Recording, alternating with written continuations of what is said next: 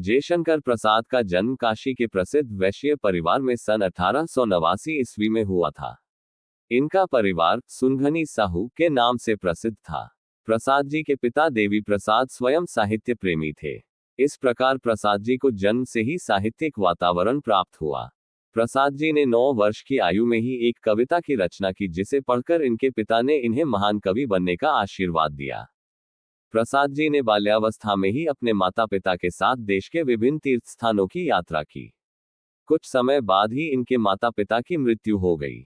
इनकी शिक्षा दीक्षा का प्रबंध बड़े भाई श्री शंभूनाथ जी ने किया।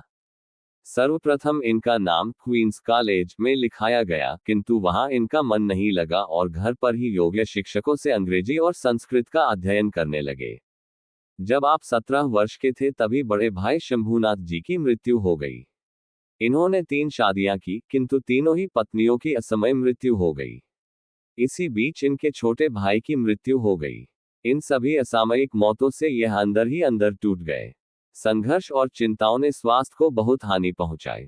क्षय रोग से पीड़ित होने के कारण सन 1937 ईस्वी में इनका निधन हो गया।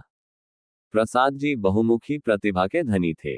ये महान कवि, सफल नाटककार, कुशल कहानीकार और श्रेष्ठ निबंधकार थे। इनकी कृतियां निम्नलिखित है। संख्या 1। नाटक। इनके प्रमुख नाटक चंद्रगुप्त, स्कंदगुप्त, अजातशत्रु, ध्रुवस्वामिनी, विशाख, राज्यश्री, कामना, जन्मेजय का नागयज्ञ, करुणालय एवं एक घूंट आदि हैं। संख्या 2। कहानी संग्रह प्रतिध्वनि, छाया, इंद्रजाल तथा आकाशदीप प्रमुख कहानी संग्रह है।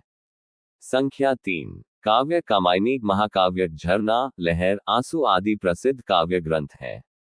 संख्या 4। उपन्यास कंकाल, तितली, इरावती, अपूर्ण आदि प्रमुख उपन्यास हैं।